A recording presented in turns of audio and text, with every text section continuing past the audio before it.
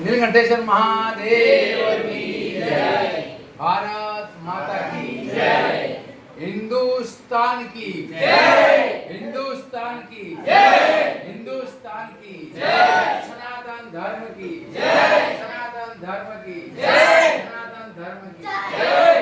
આપણો જે જમ્મુ કાશ્મીરમાં પહેલગામ જે રિસોર્ટ હતો એની અંદર બધા ફરવા ટોટલી મહેમાન ફરવા માટે ગયેલા બધા આખા દેશના બીજા દેશના બધા મહેમાનો હતા અને જે બનાવ બની જે આતંકવાદી 3 આતંકવાદીએ 26 માણસોના મોતના ઘાટ ઉતાર્યા તો એ નિર્દોષ હતા નિર્દોષને આવી ક્રૂરતાથી જે વર્તન કરી ખૂબ ખરાબ કર્યું છે। આતંકવાદી પ્રવૃત્તિ આ દેશની અંદર ઘણા સમયથી ચાલી રહી છે। માન્ય શ્રી નરેન્દ્રભાઈ મોદીના શાસનમાં ધીમે ધીમે આતંકવાદ ઓછો થતો ગયો હતો, પરંતુ 2-3 કલમો રદ કરી એના વિરોધમાં એ લોકોએ પ્રદર્શન કરીને આ કૃત્ય કર્યું છે। માટે આતંકવાદ આખી દુનિયામાંથી જળમૂળથી નાશ થાય એવા પાકા પ્રયત્નો આપણી ભારત સરકાર માનનીય નરેન્દ્ર મોદી સાહેબ, અમિત સાહેબ, ગૃહમંત્રી બધા કરી રહ્યા છે। એનું પરિણામ આવવાનું છે। એ લોકોએ જે કૃત્ય કર્યું છે ખૂબ ખોટું કર્યું છે।